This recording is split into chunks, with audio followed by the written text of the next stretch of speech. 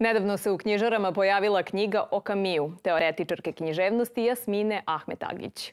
Tim povodom Jasmina Ahmetagić je u našem studiju. Dobrodošli u Kulturni dnevnik. Evo, najpre nam recite zašto ste baš u sadašnjem vremenu odabrali, odnosno zbog čega ste se odlučili za dijalog sa Alberom Kamijem? Zbog čega je on i dan danas aktuelan?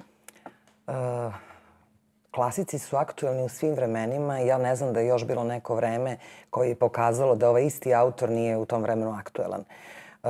Moj dijalog seže iz mene lično, a ne iz mog vremena, ali ja naravno jesam između ostalog posledica svog vremena.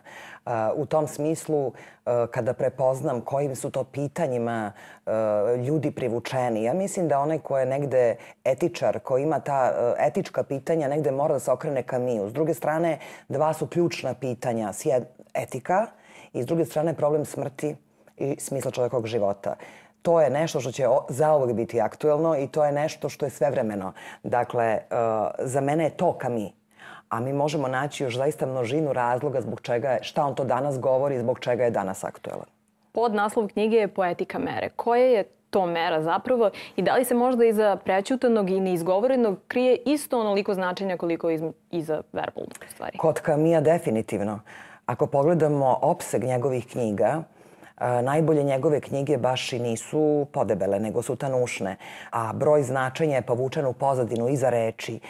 Kada pogledamo kako se ti junaci ponašaju, pre svega Merso, to je junak o kome mnogo više govori ono što nije kazano, ne samo što nije kazao on, nego ono što nije ušlo u oblikovanje stvarnosti koji pripada Merso, nego onim što je zapravo rečeno. Tako da poetika mere, evo sad neka to bude šlagvort i neka veza, poetika mere se svodi na to, na odnos između broja izgovorenih reči i smisla, znači meru između jednog Mersoa i jednog Klamansa, junaka pada, između jednog Ćutljivca i jednog Vrbljivca i odgovoriti dakle na svoje vreme iz te dve perspektive. Slobodno možemo da kažemo da je Kami jedan od intelektualaca koji je predstavljao savest svog vremena. Pa kakva je u tom kontekstu danas društvena uloga pisca? Društvena uloga pisca je neizbežno angažovana. Pisac to ne može da izbegne čak i kad bi hteo.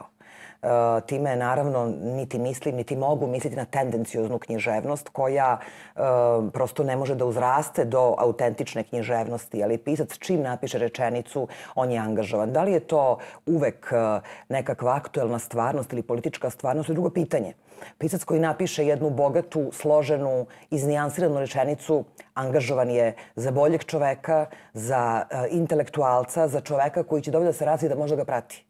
Tako da smatram da je svaki pisac neminovno angažovan na nekoj strani. Da li na strani dobra, da li na strani etike, svakako mnogo univerzalnijih pitanja od onih koji uključuju politička pitanja.